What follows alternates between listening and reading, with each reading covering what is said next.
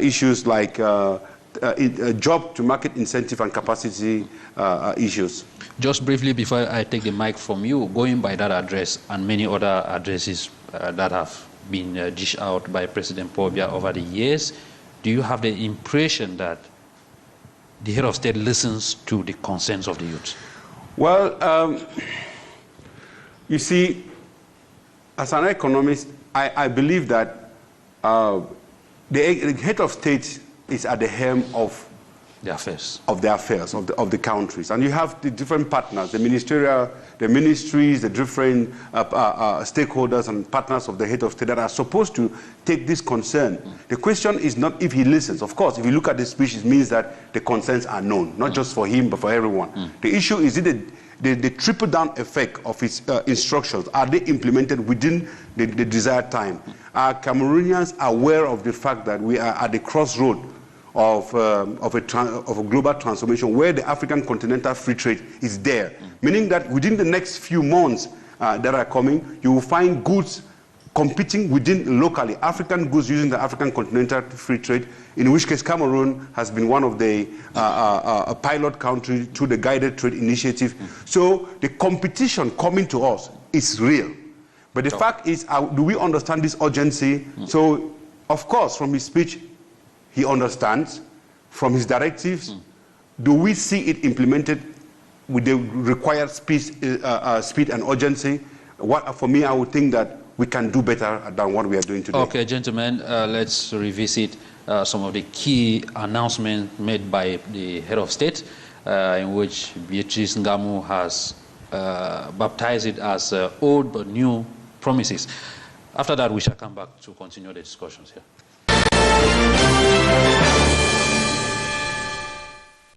It started last November 6, the end of year address last December 31st, then yesterday, February 10, speech to the youth.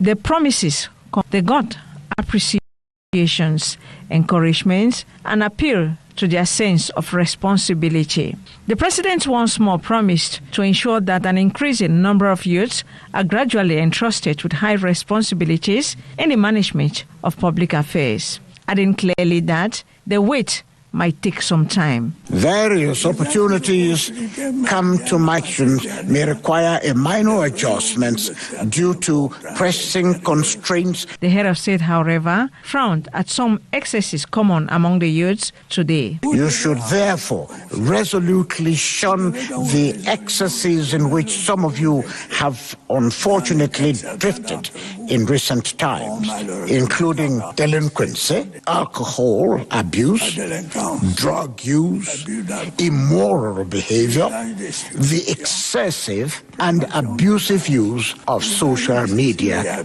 etc. The difficulties and obstacles from an ever-increasing international environment notwithstanding, Paul Biya said he intends to honor all these commitments.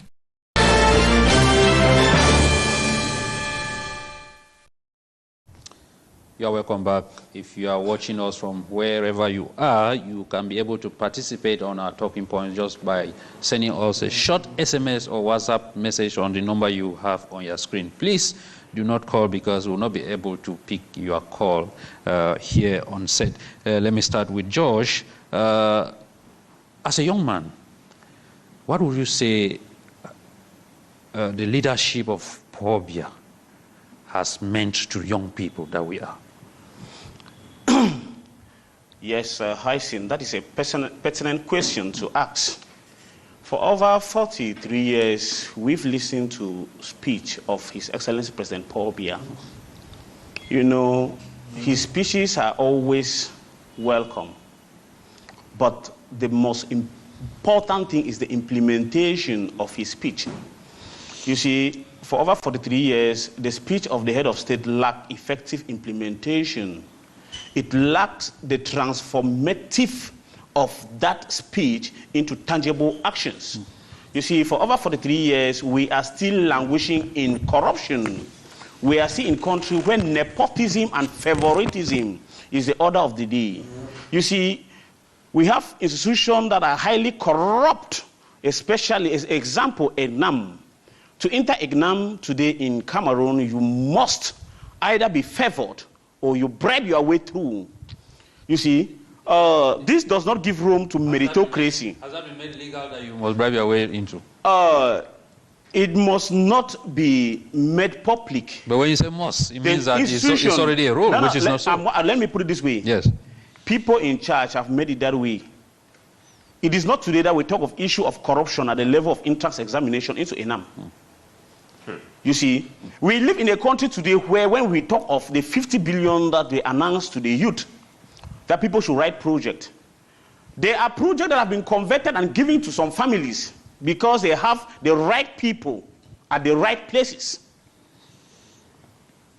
See, one thing that is making me to feel bad is the lack of meritocracy in our country. Lack of meritocracy, that's number one. Two, lack of implementation, as I rightly said, of the head of state speeches into tangible actions. For example, look at Anglophone crisis. Since 2016, up to date, many people have died. But 10 years ago. Many people are internally and some are out of the country. Internally displaced and some are out of the country. Many houses have been destroyed. Just of recent, I talked here earlier about the Ndu massacre. Young people are dying, and the young people are the leaders of tomorrow, but they are dying on a daily basis. When I talk of people dying, I'm not talking only about civilians. We have our military who are dying on a daily basis there. Somebody will graduate from the military school. They will send you to Northwest. You don't have any experience. Within 3 months of work, you are dead and gone. The family is suffering. They organized a dialogue here in Yaoundé, which to me was a monologue, to see into it that Anglophone problems should come to an end. But the necessary measures were not put in place. The right people were not called on the dialogue table. That is why today we are still dying. We are tired of endless promises. We want a country where promises will be put into tangible actions. How many of the youth, as they call us leaders of tomorrow, are represented in this government that we have for over 43 years, that His Excellency has been in power? How many of these youth can boast of government supporting them to become somebody? When you see majority of youth, I for one, I don't work with the government. I manage my own business. Let me tell you, because I listened to somebody the other day on this TV saying that youth doesn't know how to write project. I've written my project on several occasions, and it has never been approved. Somebody who manage a business, I manage my business. I have people working under me. Okay. How will I not be able to write a project? What are the youth that the nation want to empower? When majority of us that we know that we are hardworking have never been empowered by the state. We are no more talking about private exams national exams into public institutions. No, we are talking about supporting those youth who have been working, trying to help others. Yeah. But we suffer taxes at times. Let me take an example, a young man that opened a store with a sum of 300,000. A provision store in the neighborhood. Yes, by the roadside. The council people could not allow him to excel. The guy is back home, suffering. He suffered to have 300,000 francs and start a business. Where are we going to? We are talking about a country where, for over 43 years, there are places, I talk where I'm coming from, Donga Amantung, that there are no health centers, no clinics. You carry sick people several kilometers before you reach hospitals. Areas like Akwaja, Frako, expectant mothers have died before reaching hospitals because of lack of what? Health centers. For over 43 years, good road infrastructure, especially, let's take for example of Yaoundé. In Yaoundé, we don't have good road. Try to land, Josh, please. We don't have good road for over 43 years. For over 43 years, majority of Cameroonian youth who are teachers are leaving the country because of the hardship they are facing. They prefer to suffer out of the country.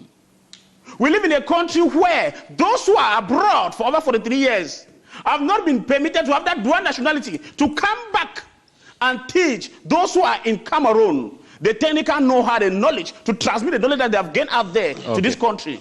Because of what? Because of remittances. It is high time, just to add that, I've listened to the head of state speech. I think this is the right time. He should do something to leave behind a good legacy. Let him put those promises into tangible actions. Thank you. Yakubu, the head of state says, I am aware of your concerns. And under my leadership, the government is doing everything possible to seek appropriate solutions. Is it that the policies this far have not really been effective, or there are wrong policies in place? I would say at times the policies are not really effective. And but before going back to your question, Mr. Hyncenth, I would like to raise a point here, because I listened to what my brother was saying, and I would like to tell him that no, for the 43 years the government, the head of state has been working, and especially talking about this mandate that is starting. The head of state rightly said it is a mandate of the youth and the women. And the women. We should not be pessimistic. We think that with that announcement, it really means that the head of state is listening to the youth. Because let me take a simple example. When he was sworn in maybe 2 or 3 months ago, he pointed out, he made an announcement that PhD studies were going to be reopened, and then competitive entrances into higher economies were going to be relaunched. And then when we look at today, and that is what the youth were asking for. It means that the head of state is really listening, and then he is aware of everything. Secondly, he also talked about, when he talked about the cabinet reshuffle, he made a precision that he knows that it is highly awaited. It means that he knows what people are waiting for. It means that that is somebody who governs with proximity. And for the 43 years, when you look at the educational system that has been put in place by the head of state, you really understand that Cameroonian youth today, we have one of the best educational systems. Talking about the PhD. Yes. Is it a favor? How do we distinguish the responsibilities of a government and then the favor the head of state is doing to young people? Because we saw young people marching to say thank you to the head of state for reopening PhD. Should that be a favor that will warrant such actions? It is not a favor, but the PhD was closed in order to restructure. Is it the fault of the young people that it was closed? It was stopped temporarily because there were certain things that were normally supposed to be restructured before the reopening. That is it. And then the head of state, since people were complaining, the youths were complaining, and then they were clamoring for the reopening. That is why the head of state said, okay, I've listened to what the people are asking for, and then it will be reopened.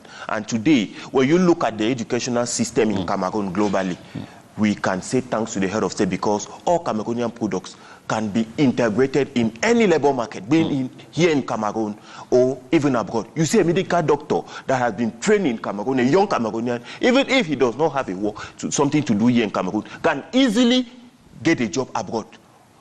We look at our teachers. We look at, you can go in Germany, you can go in Canada, you Cameroonians train here in Cameroon are easily integrated, and that is thanks to the head of state. We cannot say no, everything is a no, because when you are being trained, you are not only trained, or you are not only trained in a vocational or in a professional school only to work in Cameroon. No, you can work either here in Cameroon, or you can look for you are going to practice anywhere. But it should be in the legal way, because illegal immigration also should not be encouraged. Prince Will, what can we say has been the biggest challenge or facing the Cameroonian youths under BIYA's leadership? Thank you, Mr. Chia. I want to recall again that I am of the movement for patriotism and people's prosperity. Let's underline the word patriotism, which means that what I will be saying is full of patriotic words, and sometimes we have that impression that President Paul Biya is an observer, like many Cameroonians, and ended up being a commentator. And I'll be very keen on why we look at this, you know. He talked about fighting corruption, to begin with that. how does he want to fight corruption where he is the one who actually created CONAC and the other instruments that are in place, and CONAC does not have the power to sanction. It only has the power to do investigation and bring back reports. And so, for over the years, CONAC has been doing investigation and publishing, which can be found in every journal you want to read. Publish what is happening. They will tell you 100 million embezzled this year, 200 million embezzled this year. Who has the power to sanction? Is the President of the Republic. Has he ever sanctioned? No.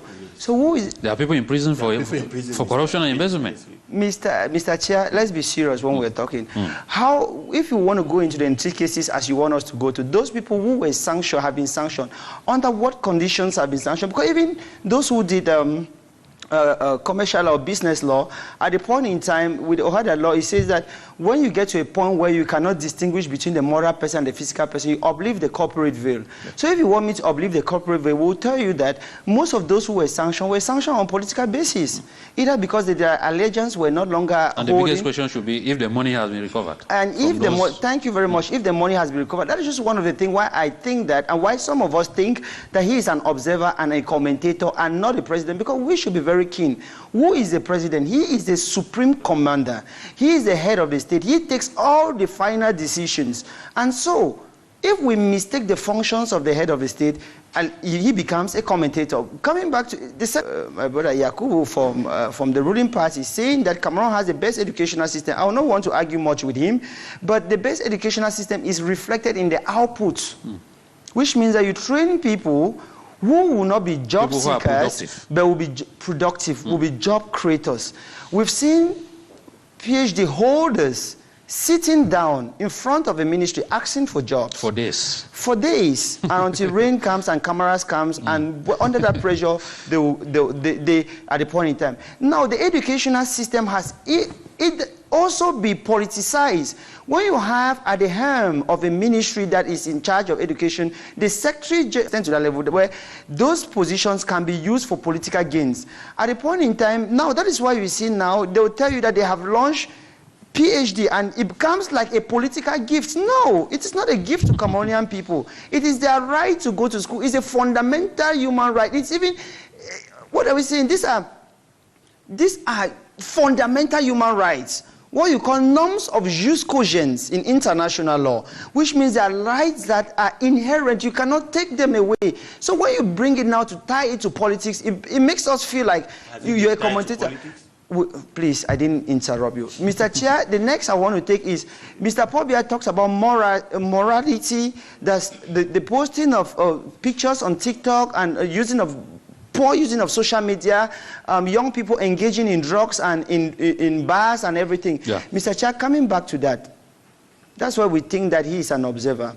You know, the National Telecommunication Regulatory Board was created on the 21st of December 2010 with the law number 2010, and it has as its mission to regulate the internet section and every other thing that comes around it, which therefore means that we are not in 1910, we are not in 1920 where we think that is impossible. Whatever thing turns around TikTok on our cyberspace can be cut off. And if for years, since 2010 to 2026, we are asking questions and advising people rather than taking measures, it means that we surely be an observer. Students, what is this commission doing? We have the Ministry of Post and Telecommunication. We have the 2010 law on cyber criminality, protection of personal data, and all this. These laws are in place. But when we come and every year we recount them, Mr. Chair, I want to go back. Try to learn, please. We are talking very pertinent issues for Cameroonian young people. Past at every school, you have a school just next by your studio here. When you go close to that school, how many bars are close to that school? Who is in charge of removing those bars? How many food spots are close to that school? You know, children just inherit what the community gives back to them. And if you are unable to hold back your children, who do you want to train them for you? So it boils down to policy. Not only policy, it boils down to implementation. Our implementations are very poor, and that is what makes us think at the point in time that Mr. Bia is an observer and a commentator. Mr. Chair, the last point. Maybe yes. Try to learn, please. Oh, yes, you're coming back to the last point.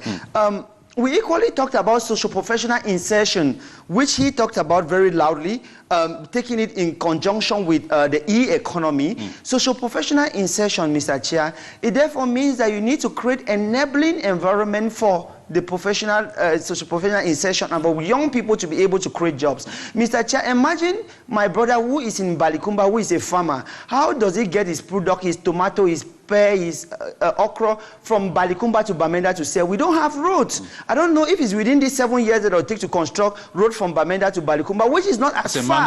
Which is not as far.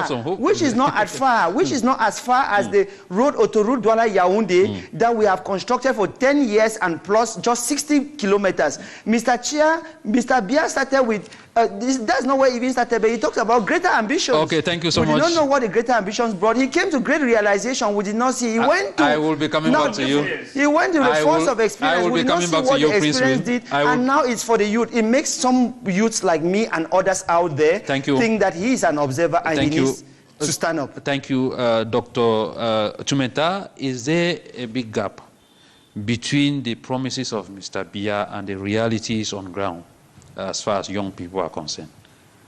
Well, I think that listening at the co-panelists, you find that we are going through a certain transformation in our country because, you know, where are our economic trajectory? First of all, the economy itself benefited from the sales of raw materials, oil and agricultural products that brought in a lot of state revenues. Most of our mining resources were kept, not exploited. And the government invested a lot in training for administration because post-colonial period, we needed administration to make sure that we can create a social contracts where justice is being pulled. But at a certain point, we overstretch the administrative gap. That's why the structural adjustment program came between the 90s to restructure it. But again, the productive side of our economy was a little bit left behind. The productive side is the absorption side.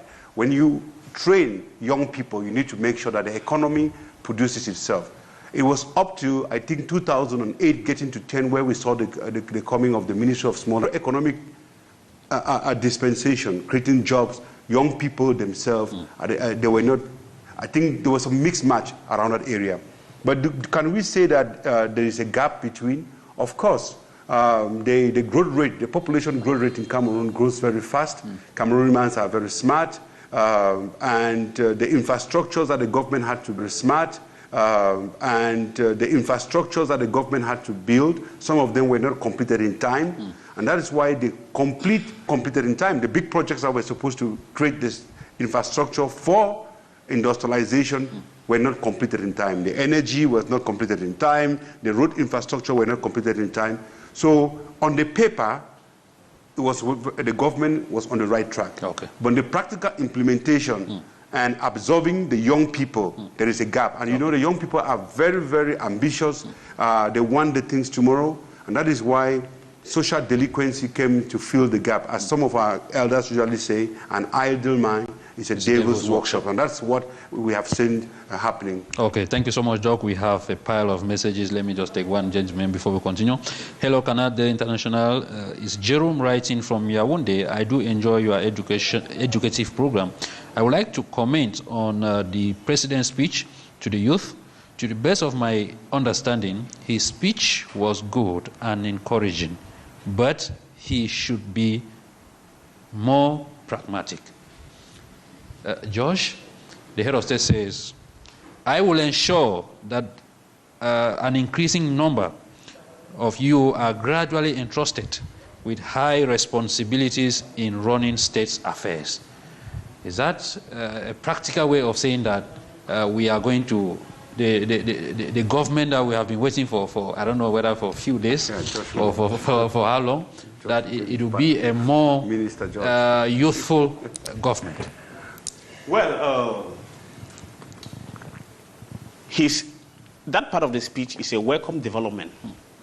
But the main problem is, will it be put in tangible action?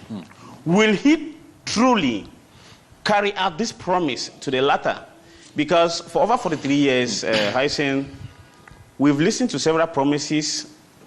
We have listened to unfulfilled promises from the head of state. Maybe this time around, he will surprise us. He will rebuild back the trust by doing the right thing at the right time. Because we've seen so many high-level stakeholders who are unable to handle their offices because of age, and they are still there. At particular moment also, we've seen levels where high instruction have become the order of the day in our nation. We want that he should really implement this promise by giving the youth the chance, so that the youth that they have tamed for all this while, being unable to run the affairs of this nation, prove their worth. Because it's time for us to prove our worth. We have never been given that chance, that opportunity to test our worth. You see, corruption, as I really said, nepotism, tribalism, and favoritism have frustrated a lot of Cameroonian youth. When you see Cameroonians youth today dying at the sea because they want to go out of the country, it's a situation of frustration. Yakubu here made mention of good teachers teaching abroad, good doctors carrying good work abroad, good engineers trained in Cameroon, good engineers trained in Cameroon working abroad. My brother, is rather ashamed that we are suffering in Cameroon. We need engineers, and they instead leave our country to go and work abroad. We lack them. That's a deficit. We lack doctors in Cameroon. We've seen patients waiting for doctors in hospitals, and they are out there. Thank you so much. You see, because our economy cannot employ them. Those who are even employed, they are not being paid. They are not even having good working conditions. The reason why they are leaving the country. You see, this time around, Mr. Hyncenth. Try to land, Josh, without much time, please. I'm about to conclude. Simple that meritocracy should be the order of the day. We should avoid favoritism. We should avoid nepotism and tribalism. Do not give functions to brothers, to sisters. Do not give functions because somebody belongs to a particular party with you. It's high time. See, we are suffering today in this country because we have lack of meritocracy.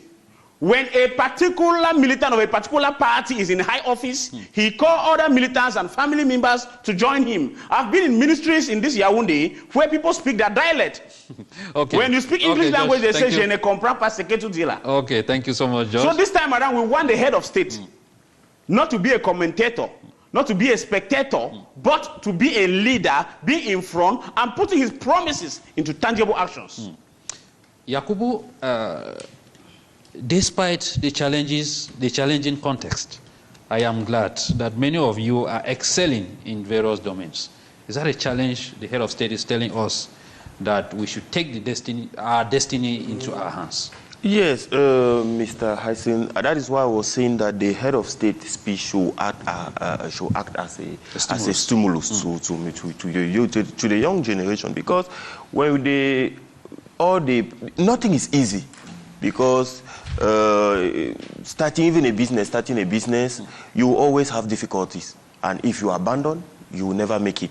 That is why the head of state, by announcing the 50 billion. The 50 billion is that you should look at the job. You should look at the Cameroonian market. Look at what you can go in for. You can mount a very good project in order so that your project should be financed. You should not just go and smuggle something, because when those projects are being analyzed at the Ministry of Youth Affairs, there are certain projects that when you look at it, you know that no, this man is just looking for money in order to go and yes. Besides, that is why many youths will come and complain, oh, my project, I went in for. But there are also some people who write very beautiful projects just to grab the money. Yes, that is why the patriotic aspect, that is also true. That is why the patriotic aspect should also, because you should not take money and go and the follow-up should be there, because to finance a project is good, but we should make sure that the money who has been collected by X or Y youth should really serve for the purpose, yes. And then when he was talking about tribalism and etc., tribalism is not only at the level, of the ministries and etc. I'm sure that when you go even into opposition councils where we have mayors, you see the mayor, the same tribalism is there, the same nepotism is there. That is why it is a global issue, and the fight against the nepotism, the fight against the tribalism should also touch all those things. I don't know his business. Surely he say you have a business, but if we go in and investigate, we will come to realize that your brother-in-law and then your family members are also are the ones. You will be shocked to know that none of my family member is working with me. I'm coming back to you, Prince Will. If you want your business to grow, Prince Will, you have to recruit the right people. Prince Will, while complaining, we should be taking a step away from the complaints, because the head of state has told us to be resilient in shaping the policies of this country. Of course, thank you. That is, I want to say the same word. I know Cameroonians... Let me remind you that you have maximum 2 minutes. Cameroonians are very, very resilient people, especially the young ones. And I know it is time we stop complaining. We must come out of our shares. You know, we've been able to endure a lot up to this time, and we can go beyond that with taking the right decisions. We have the municipal and legislative elections that are coming up, which may not be no more than August 2026 as per the regulations in force, going by section 170 of the Electoral Code. So what happens is, these are elections of proximity. That's the councils and the parliamentary seat. There's the councils that help you to determine if what aspect of the road in your quarter is not being arranged. Is the councils that help you to be able to keep trash away, where you can be able to manage your trash on your own. Is the council that will help you to be able to know where you can put water and not put water in what quartier. Is the council that can help you to know if there are no national electricity network, we can be able to put solar panels. So at this level, you don't need Mr. Pobia to come from Yaoundé. You don't need the Constitutional Council. And for those who think that they are going to be faced by election rigging and everything, I want to tell you, this time around, the ballot box will not need to be carried on people's head for 2 weeks to get to Yaoundé before proclamation. The proclamation is going to be done in your community on that day, which therefore means that that elite who stole the election for Mr. Biya, if he wants to steal it for himself... Who allegedly stole the election? Yeah, who alleged. Okay, let's go by the same way. Okay. The word alleged, I don't know what it changes in it. So, that elite who helped you, where 3 people voted and they said 27 people voted, this time around, you will be the one, because you know him, you look at him face to face, they are the people who give you 100. And if you decide to take the 100 and 200 francs and put in your pocket, you will suffer for the next 5 years. Don't call Mr. Biya in that extent. You are not too small to lead. Okay. From 23 years, you are able to become a mayor, you are able to become a parliamentarian. Please, these people who hold those positions don't have 2 heads. And remember, majority of the mayors and the parliamentarians today are 60, 70 years old. So you have those responsibility to take, whether it's the council or the parliamentary seat. We have to go to those positions. And I want to say, the MP3 political party is open to invest you, whatever candidate, and guide you to go forward. We are very open. This is our year. Permit me borrow this word from McCartney, the Canadian Prime Minister, during the World Economic Forum in January 2026. What he said was, you are either on the table or you are on the menu. Thank you so Young much. people, choose where you are.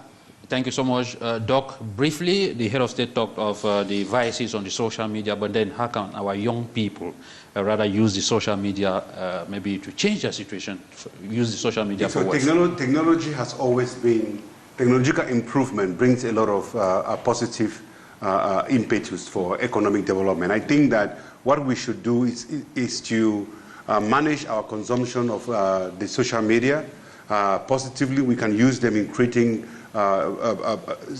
new projects. The digital economy is booming. I think that one of the things we have to understand is you can't use the social media and you destroy your country and you expect investors to come in. Investors goes where there's good sound bite, and money, capital is coward. Where there is a dirty and sound bite, they do not go there. So I think that we should moderate our usage of the social media wisely, use it for economic... George, in less than 10 seconds, please, you are an entrepreneur. Maybe just a word for struggling young people out there who also want to make a difference. Well, what I can tell them is simple. Don't wait for the government. Start from somewhere. Build yourself before you look and ask from the government. Be somewhere. Don't be stagnant. And secondly, let the head of state do something about the crisis before municipal and local elections. Thank you. Because Donga Mantung, my people of Donga Mantung division, PAP is coming. Get ready. Thank you so much. We are concluding. Unfortunately, I will not give you the mic again, Prince Will. Let's conclude with this message. Good afternoon to the head of state. Good afternoon. The head of state speech are always interesting. The problem is at the level of implementation. Why can ministers, director generals, and state officials not be sanctioned for poor performances? That is coming from Jude in Douala. It is here we are drawing the curtains of today. Happy Valentine's Day once again.